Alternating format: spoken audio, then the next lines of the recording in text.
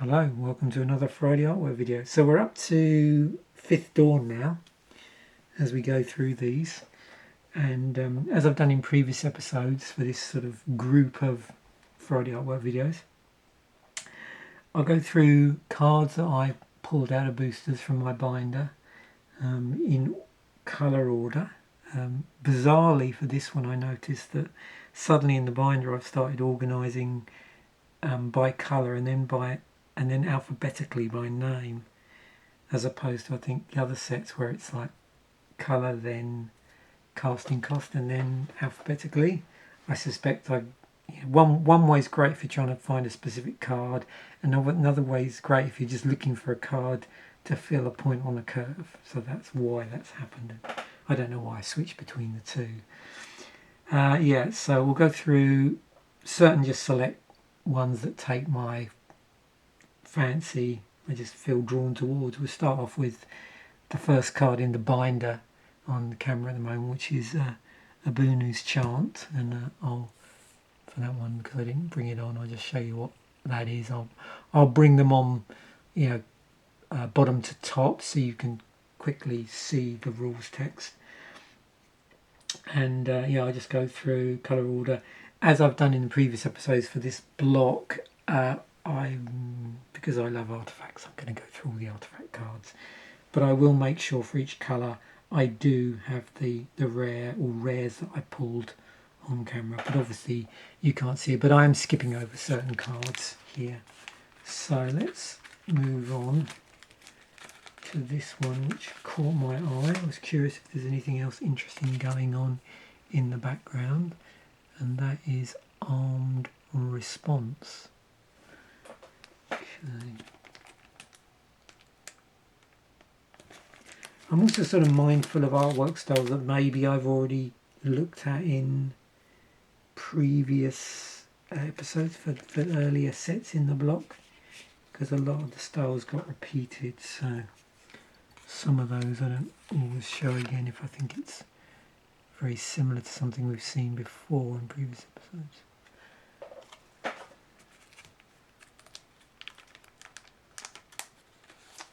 But you've got to have a Loxodon. In fact, let's have two Loxodons, why not?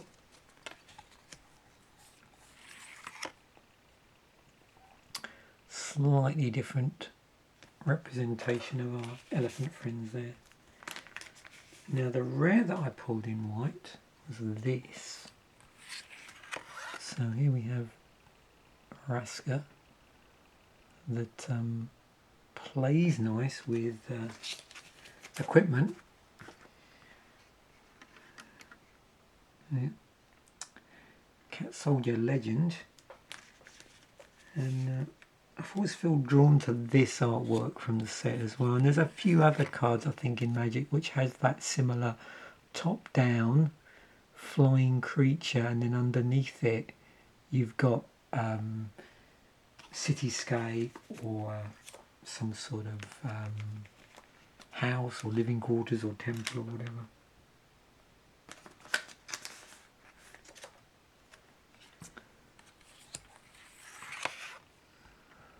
And that's a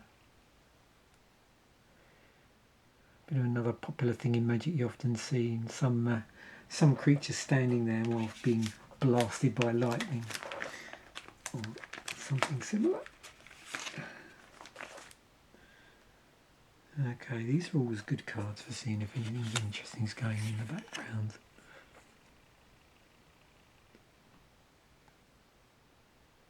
And also trying to make out what's actually in the stasis module.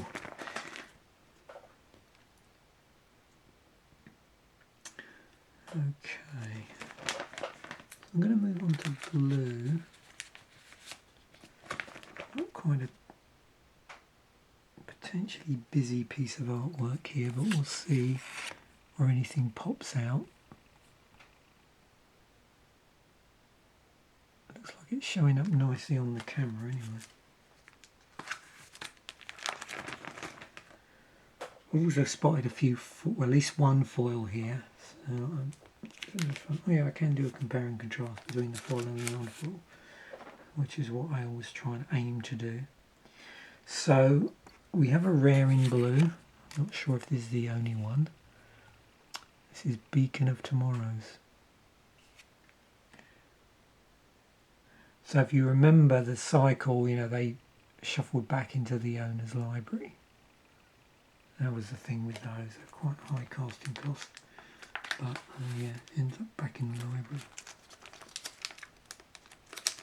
And no doubt you'll see a few here that featured in the Monday Deck Musings episode, because there were so many of the cards from this set actually in there.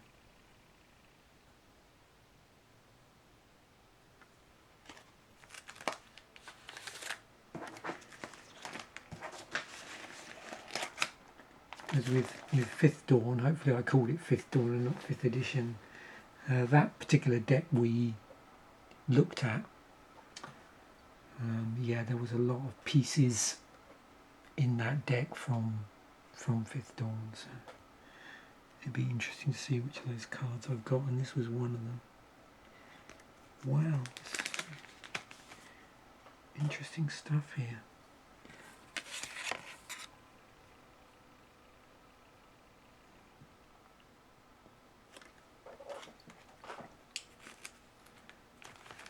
Oh, I do see a second blue rare actually, so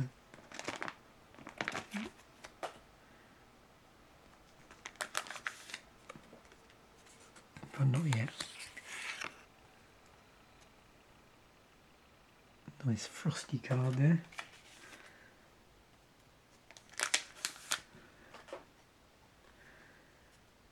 Well, I'm going to feature quite a few blue cards, I think. The nice thing about this is I literally have just opened the binder before doing this video. So these are completely unplanned in terms of what I'm going to stick on camera.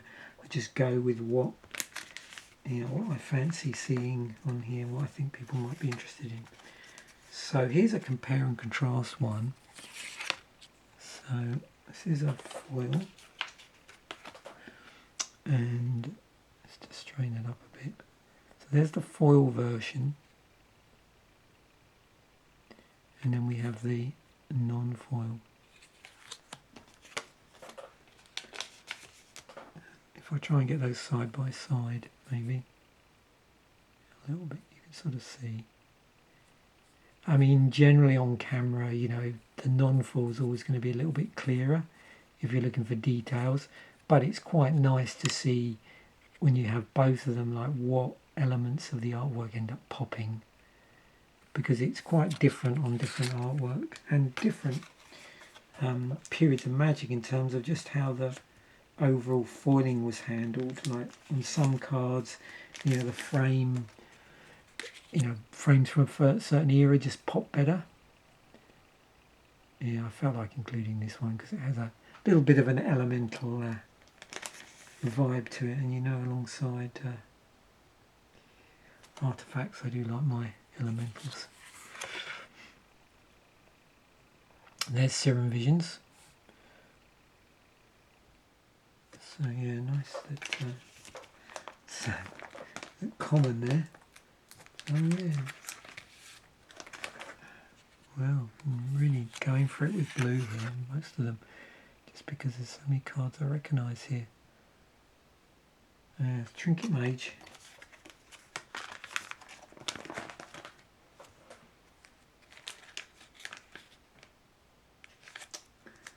And then this was the other rare in blue that turned up in a booster.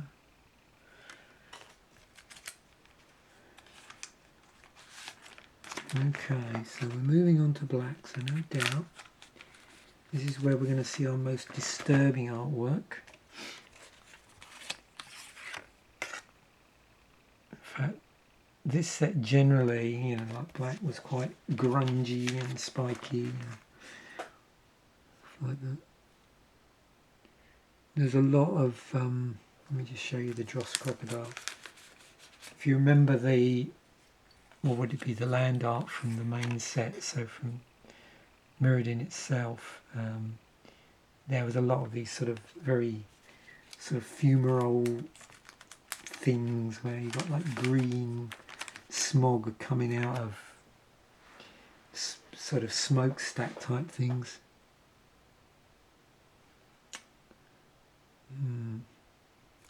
So you've got more cards with various individuals wearing some form of headgear, and, various degrees of uncomfortableness, or if that's even a word.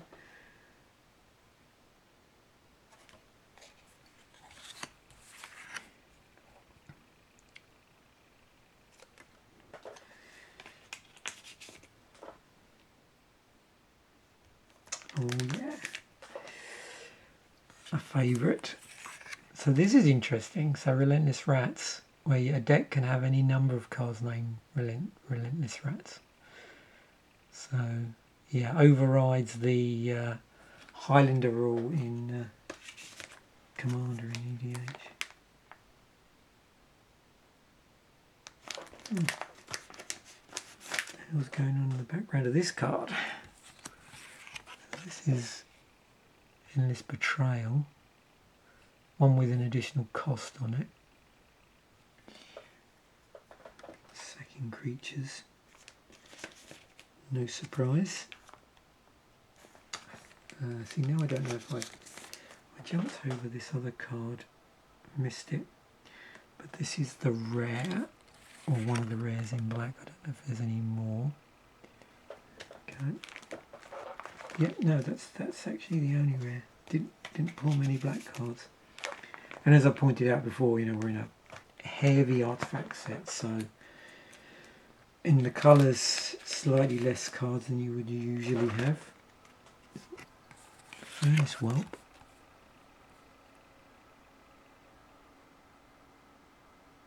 Very nice.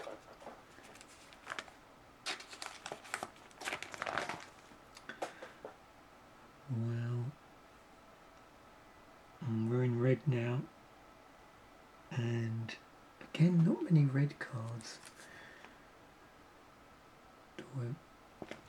I'm coming pretty close here to actually going to show all the red cards, actually, I think. Let's see what this one looks like. Yeah, it's always quite tricky to know how well they're going to look until you start to actually put them on the camera.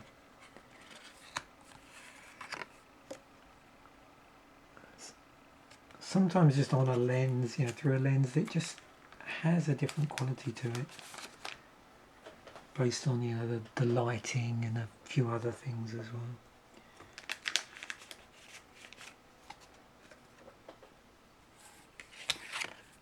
So I'm trying to see where our rare is. Some of these are here because I just recognise a lot of these. I like the Magma Jet and the Mana Geyser.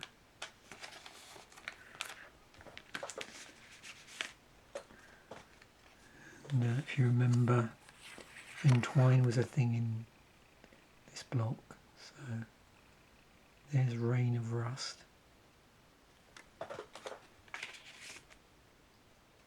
Get to destroy target artifact or a land. This is the rare. This is Reversal of Fortune. Target opponent reveals his eye hand. You may copy an instant. Okay. That's one of those types of spells. Interesting. See, here's a card that I recognise. Spark Elemental. Now, did this crop up in a later core set? I think it might have done. Now, let's just do the last red card. So yeah, that's all of the red cards. It's funny, I think the longer this series goes on, and really I'm taking it up to, like I said, around about 10th edition era, because I'd started doing these Friday artwork videos from sort of just after 10th edition, and when I was doing running them parallel with the original set musings. And yeah, the more I do of these, the more tempting it is to just put out more cards. Although I'm keeping a bit, dialing it back a bit, because for those ones I know I was a little bit, selective in what I put out. Okay, so green now. We've got All Suns Dawn, which is one of a couple of rares that I pulled in green. Well, again, green here. Actually, no, there were 3 rares in green. Okay.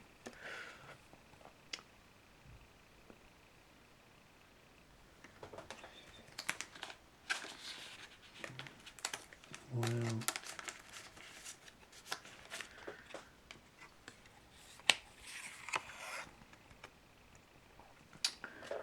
Yeah, definitely some nice green cards here that are well worth featuring. Okay.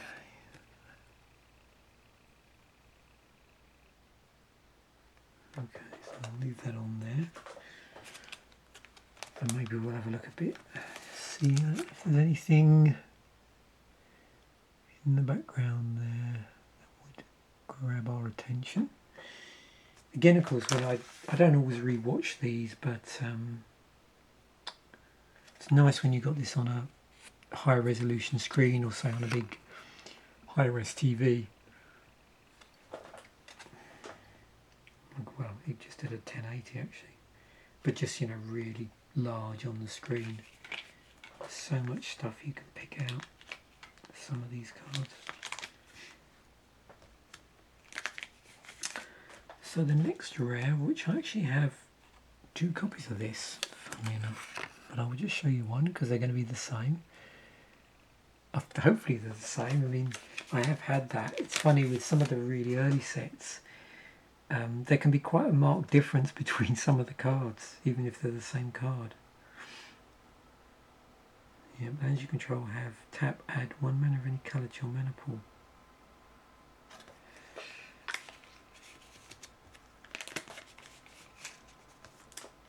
Oh, yeah. Pretty cool.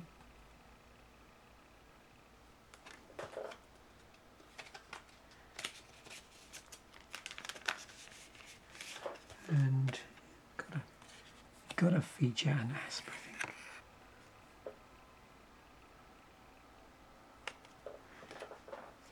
Yeah, it's always interesting in green in sets like what sort of snakes turn up, what sort of spiders turn up. It's a fun thing.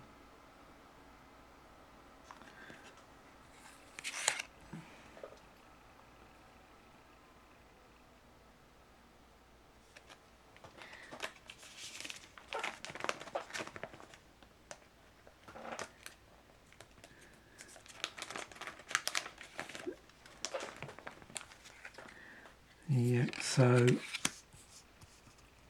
for this I've pretty much shown you every single green card I have apart from the duplicates.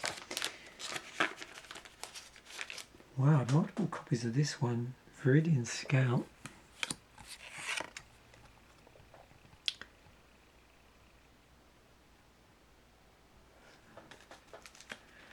Okay, so now we're moving into artifact territory.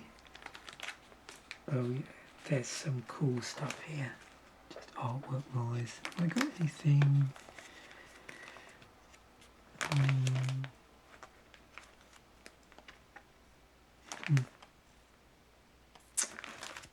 Yeah,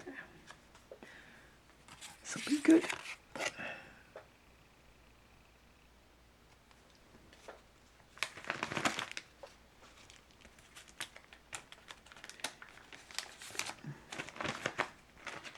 Maybe it's just me, but I would be curious to know if anybody else out there really just gravitates towards artifact artwork. I don't know if it's the way the art looks in the frames. You've got this period of artifacts where you've got that, I don't know what you call it, like not so much silver, but like a grey frame. But then, of course, there's the original brown ones as well.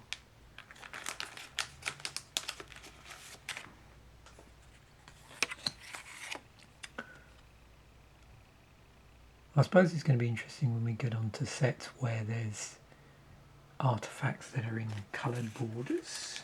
Maybe see if I feel the same way.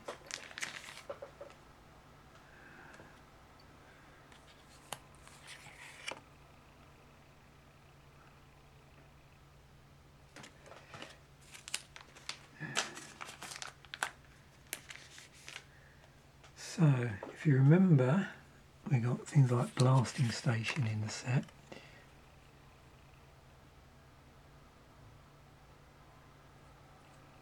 So, interesting sack outlet. And then this thing was printed at Common, it's cranial plating. Does this weird thing with equipping. So equipped creature gets +1/+0 for each artifact you control. Double black, attach cranial plating to target creature you control. And then you've got equip for 1 below it. Attach to target creature you control, equip only as a sorcery.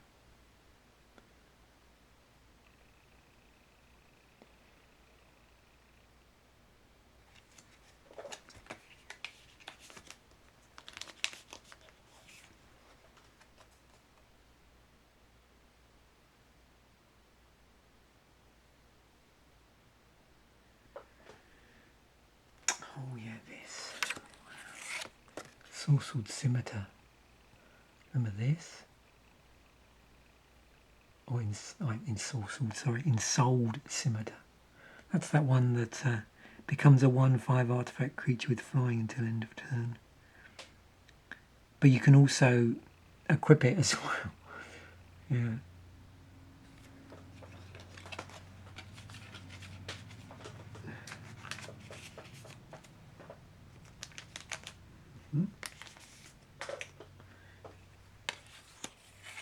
Nice gemstone array.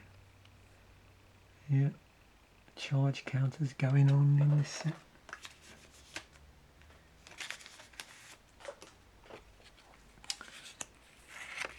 Yeah, good set, you know, to check out for things like equipment. You just want to, you know, add something. Sometimes it's just nice to add interesting stuff, I think, to a deck that maybe people haven't seen very often. It's a good talking point. And look, see, here's Sheila's headdress. The same sort of thing, look, with the equipping. So double white, attach Sheila's headdress to target creature control, and then you've got the sort of regular equip with like sorcery speed with the single colourless there.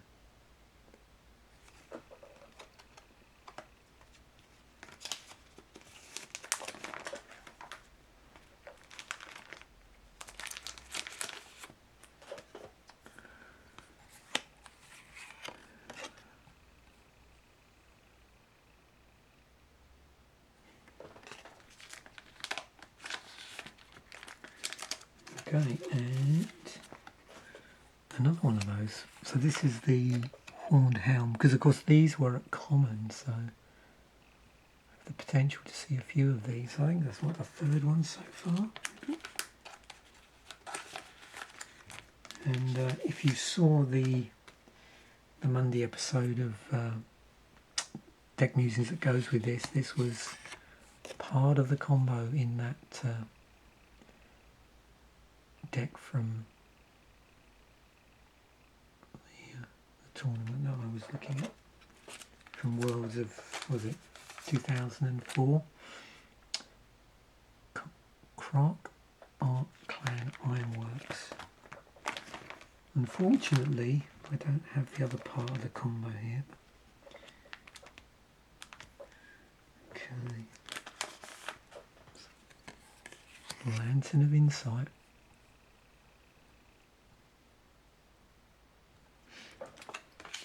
Also in the binder. Lunar Avenger.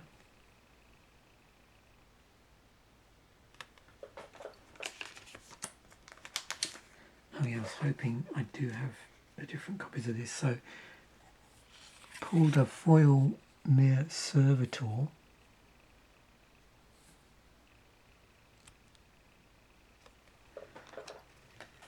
And we've got both the foil version there and the regular one, and again sort of side by side. You can see what it does to the colour as well when it's just flat. You get it looks a lot bluer, doesn't it?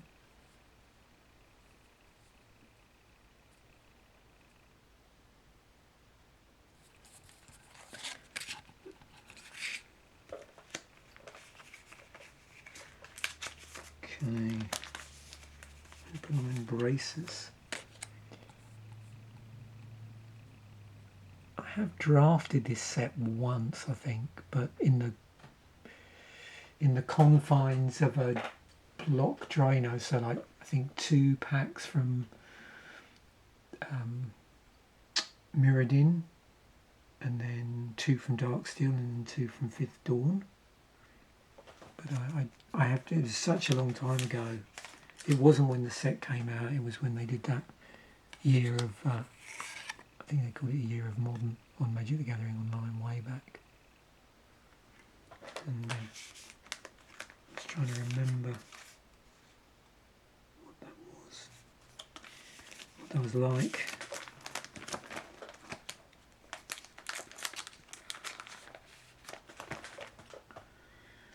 Okay, moving on. Here's one of those Pentad Prisms. That was in the deck we're talking about this week.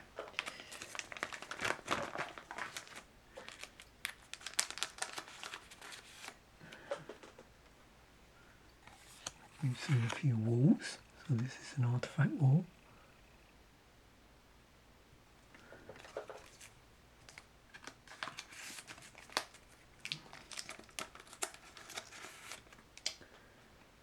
Relic Barrier is next up. It's a tap a target artifact.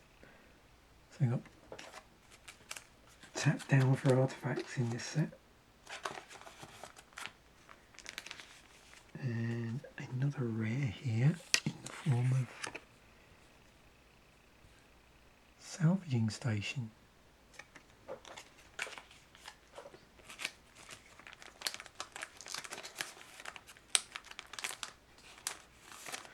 Yeah, I'm starting to notice there's quite a few Sunburst cards in here.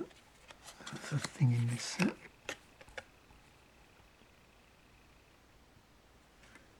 Salty Thresher. And then we've got Skyreach Manta as well. Pretty cool. And then another one of that cycle of the artifact equipment with these sort of interesting 2 different ways of equipping. It's a sparring collar, and again you notice the washed out look of the mana symbols there. So difficult to actually see the colours of these. This is the red one. I mean, you can tell by the symbol, but it's not quite as easy as usual. More Sunburst stuff. So, Spinal Parasite. Also, I don't know if you've noticed, some of these cards feature that rolling landscape that you might see on the basic lands from the main set, but without all the hexagonal shape. I don't know if they were actually hexagonal, but you know what I mean, that multi-sided shape that you often see from landscape artwork of this period. Oh, another rare, and also another Sunburst card. 9 to cast. Sun Crusher. Okay, another Mir card here.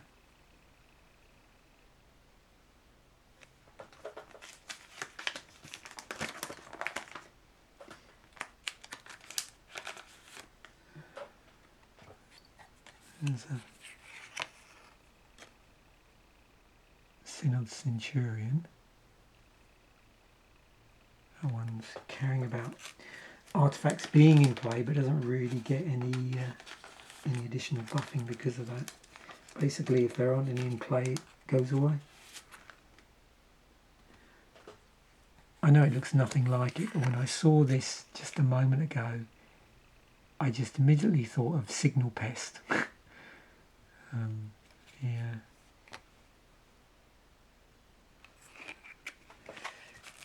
And then finally, in a moment, the last card I'm going to put on here. I think this has been, I'm never sure with this one because it's so similar to other cards, but Wayfarer's Bauble. I always just assume that that's been reprinted quite a few times, but I can just never remember. So there we have it, there's the last card. Hopefully you enjoyed that. There's no doubt there was probably a couple of cards I couldn't show there, basically because they're probably off in a deck somewhere. So thanks once again for watching. Bye for now, and I will catch you in a future video.